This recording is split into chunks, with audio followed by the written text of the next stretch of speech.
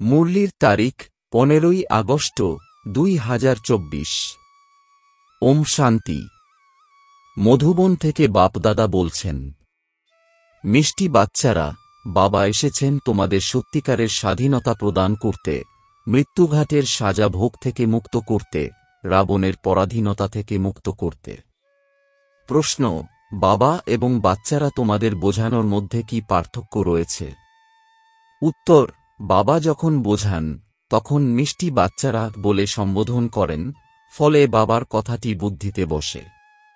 তোমরা বাচ্চারা নিজেদের আত্মারূপী ভাইদের বোঝাও, তাই মিষ্টি বাচ্চারা বলতে পারো না। বাবা হলেন বড়, তাই তাঁর কথার প্রভাব পড়ে।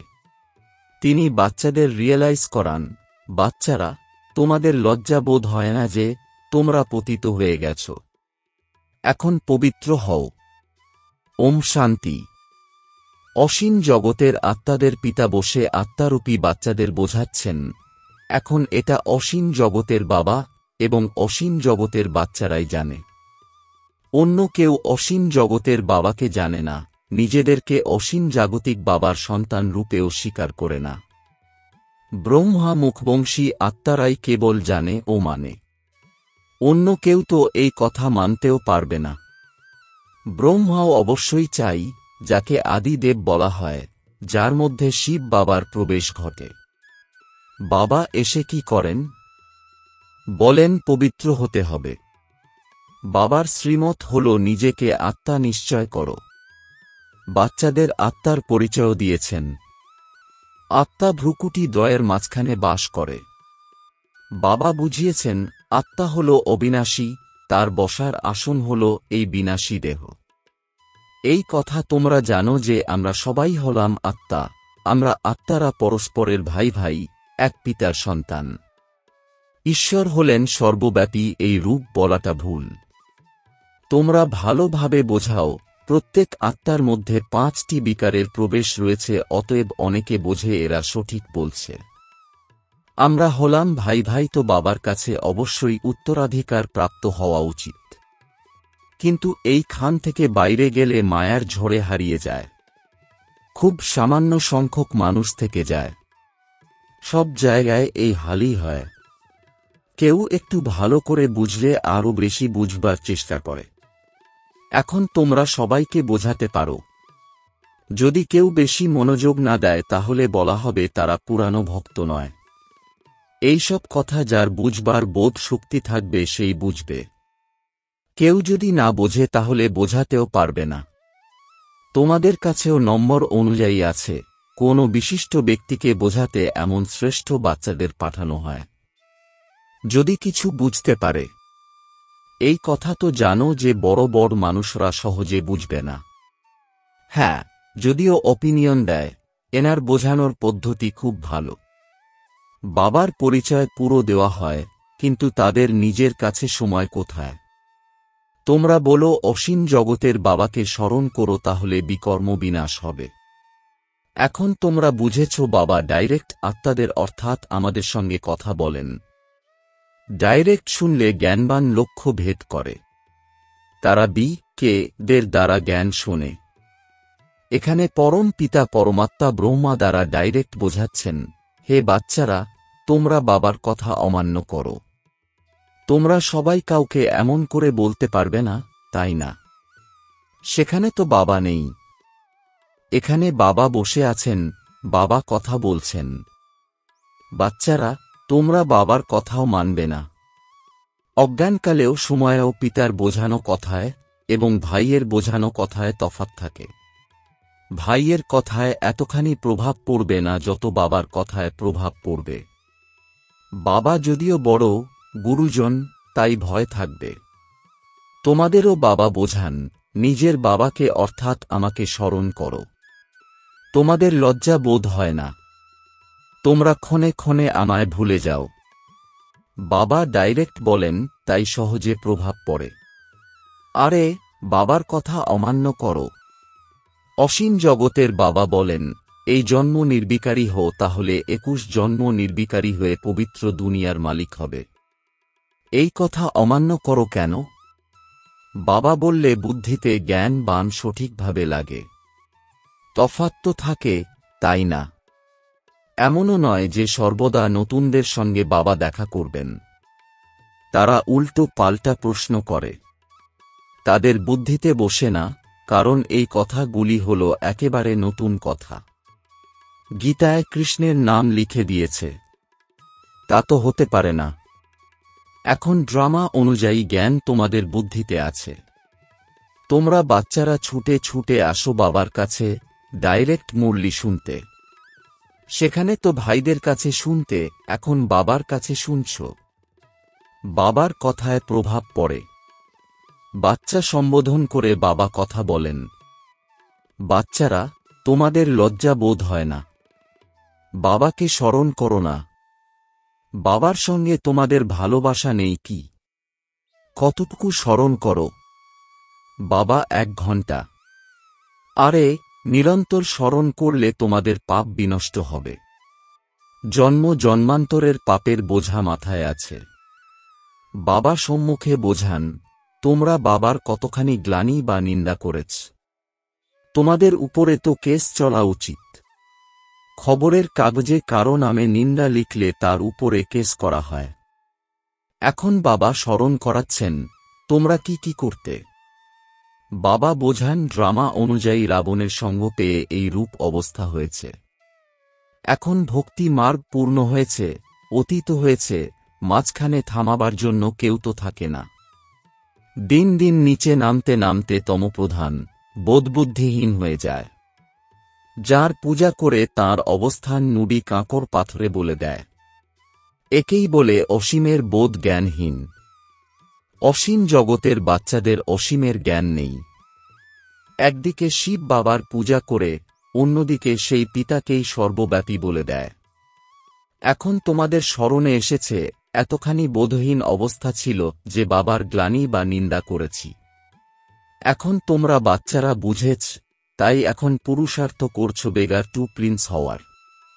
শ্রীকৃষ্ণ হলেন সত্যযুগের প্রিন্স। তাঁর সম্বন্ধে বলা হয় তাঁর 16,108 রানী ছিল, সন্তান ছিল। এখন তোমাদের তো লজ্জা বোধ হবেই। কেউ পাপ করলে ভগবানের সামনে দাঁড়িয়ে কান ধরে বলে, হে ভগবান, খুব বড় ভুল হয়েছে, দয়া করো, ক্ষমা করো। তোমরা কত বড় ভুল করেছ। বাবা বোঝান, ড্রামাতে এমনই আছে। যখন এমন অবস্থা হবে, তখনই তো আমি আসব।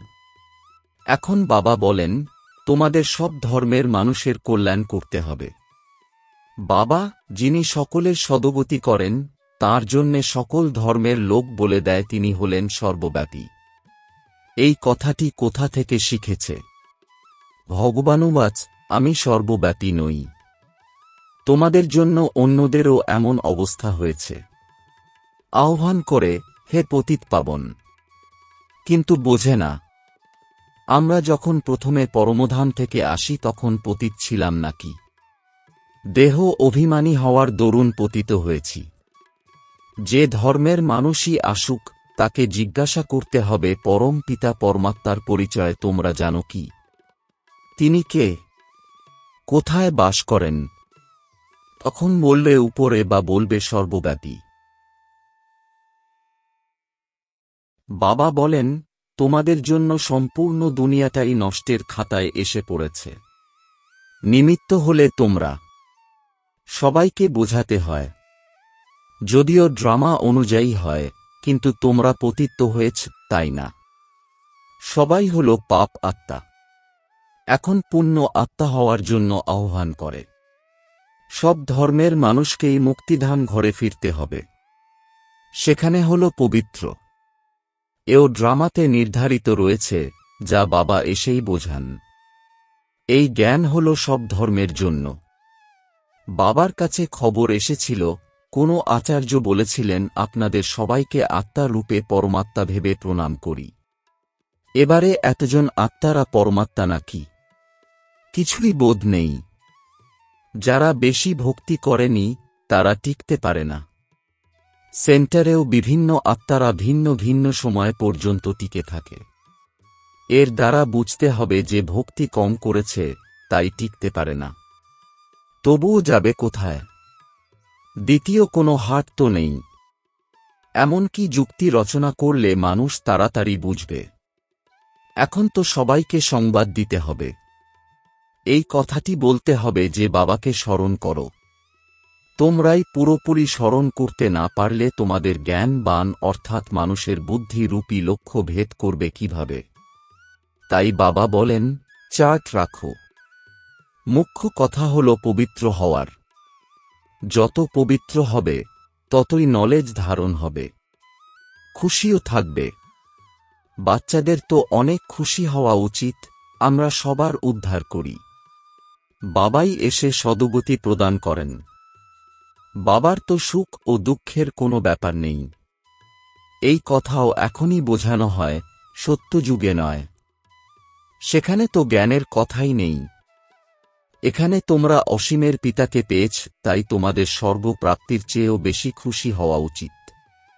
বাবা বলেন, বিদেশে গিয়েও তোমাদের এই কথা বোঝাতে হবে। সব ধর্মের মানুষদের প্রতি তোমাদের দয়া হয়। সবাই বলে, হে ভগবান দয়া করো, ব্লিস করো, দুঃখ থেকে মুক্ত করো। কিন্তু কিছুই বোঝে না।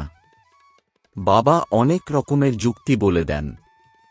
সবাইকে এই কথা বলতে হবে যে তোমরা রাবণের কারাগারে বন্দী আছো। বলা হয় স্বাধীনতা প্রাপ্ত হোক, কিন্তু প্রকৃত স্বাধীনতা কাকে বলা হয় সে কথা কেউ জানে না।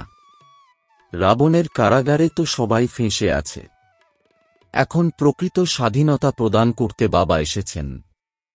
তবুও রাবণের জেলে পরাধীন অবস্থায় থেকে পাপ কর্ম করতেই থাকে। প্রকৃত স্বাধীনতা কি? এই কথা মানুষদের বলতে হবে।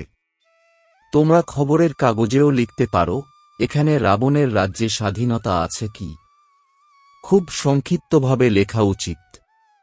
বেশি কথা লিখলে কেউ বুঝবে না। বলো, কোথায় তোমাদের স্বাধীনতা?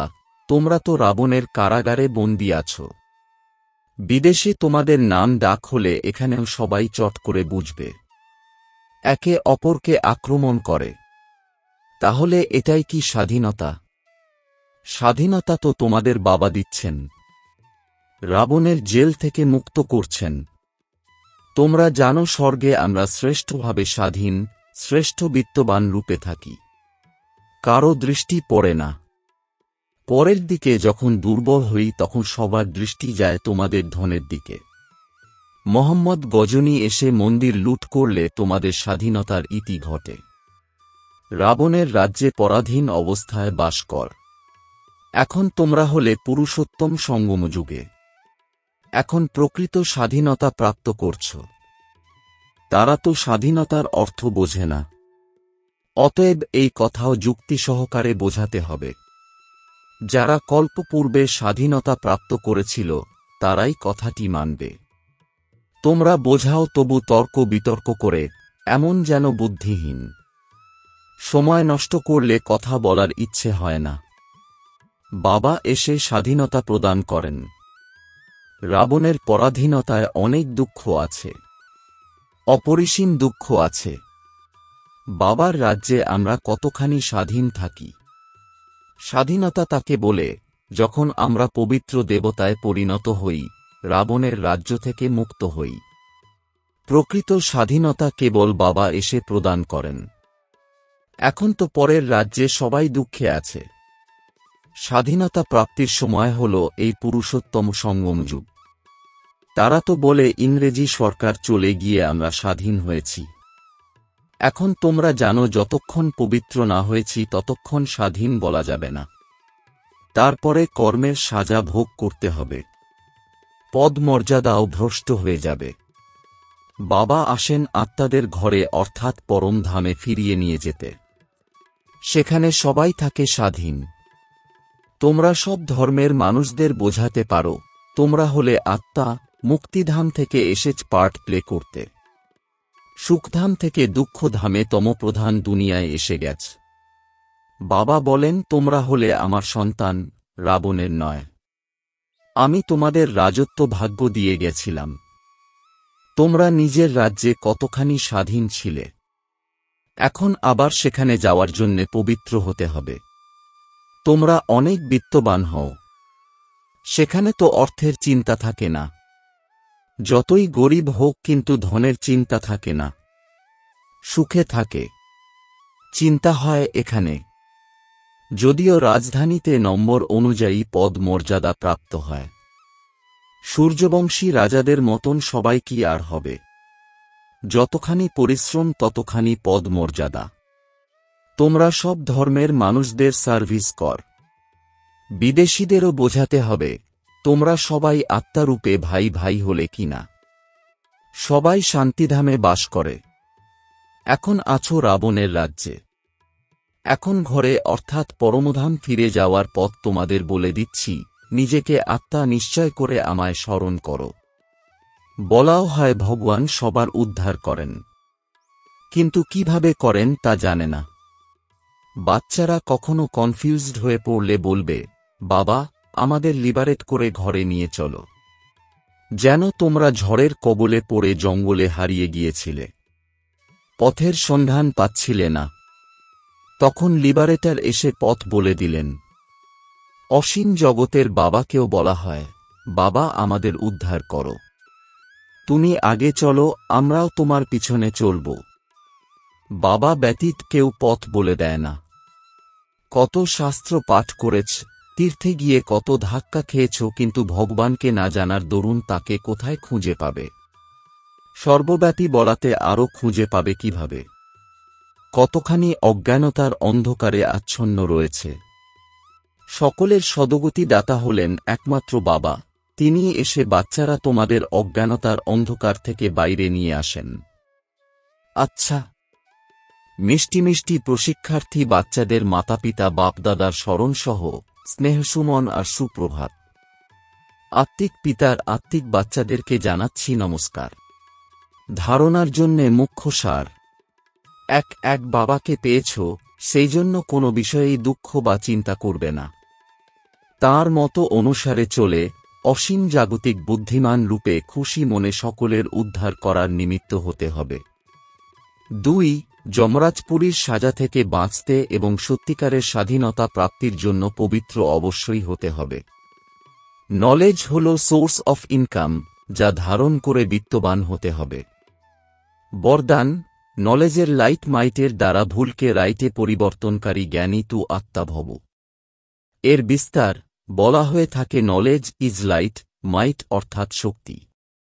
যেখানে লাইট অর্থাৎ প্রকাশ রয়েছে, যে এটা রং অর্থাৎ ভুল, এটা রাইট, এটা অন্ধকার, এটা প্রকাশ, এটা ব্যর্থ, এটা সমর্থ, তখন ভুল বোঝা আত্মারা রং কর্মগুলি বা সংকল্পগুলির বশীভূত হতে পারবে না।